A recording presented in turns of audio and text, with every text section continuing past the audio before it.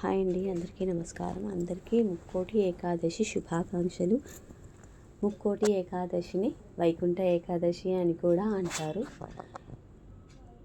నేను ముక్కోటి ఏకాదశికి కార్య విశ్లేషణ తెలుసుకునే ప్రయత్నం చేస్తున్నాను. మీకు తెలియజేసే ప్రయత్నం చేస్తాను. ఇందులో ఏమైనా అక్షర దోషాలున్నా స్వరదోషాలున్నా మన్నించగలరు. ఇప్పుడు మనం కాన్సెప్ట్లోకి వెళ్దాం. ముక్కోటి ఏకాదశి లేక వైకుంఠ ఏకాదశి కార్య విశ్లేషణ.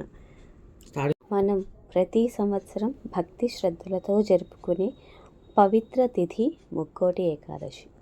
ఈ ఏకాదశి పేరు వింటేనే మనసులో ఒక పవిత్ర భావం కలుగుతుంది.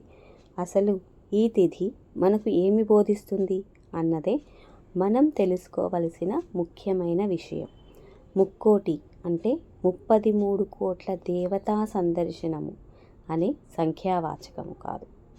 ఇది ముక్తి మోక్షానికి సంబంధించిన తత్వం.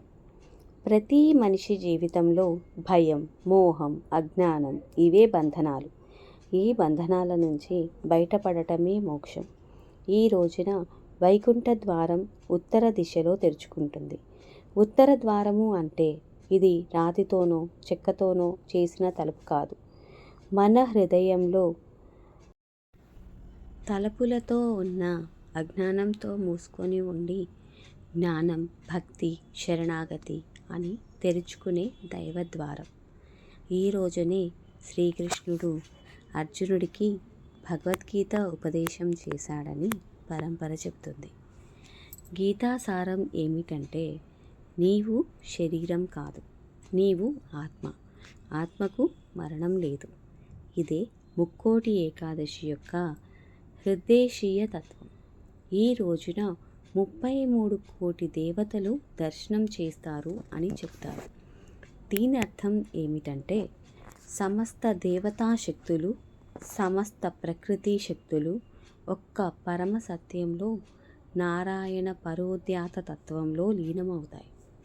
ఉపవాసం అంటే ఆకలితో ఉండటం కాదు, ఇంద్రియ నియంత్రణ. నామస్మరణ అంటే పెదవులతో పలకడం కాదు, హృదయంతో గుర్తుపెట్టుకోవడం.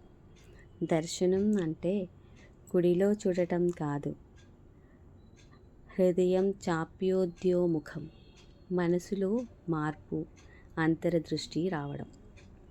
ఈ రోజున మనం ఒక్క ప్రశ్న మనల్ని మనమే అడగాలి.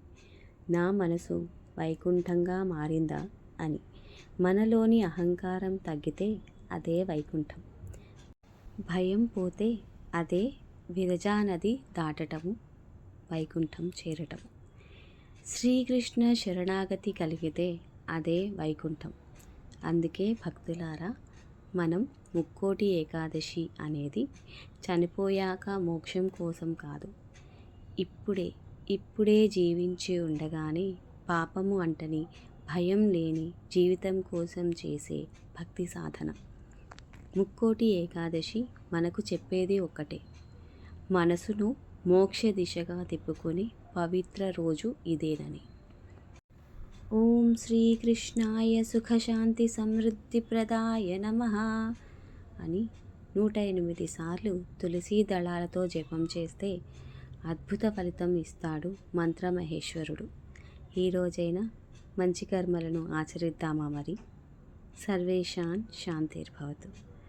లోకా సమస్త సుఖినో భవంతు. లోకా సమస్త సుఖినో భవంతు. లోకా సమస్త సుఖినో భవంతు.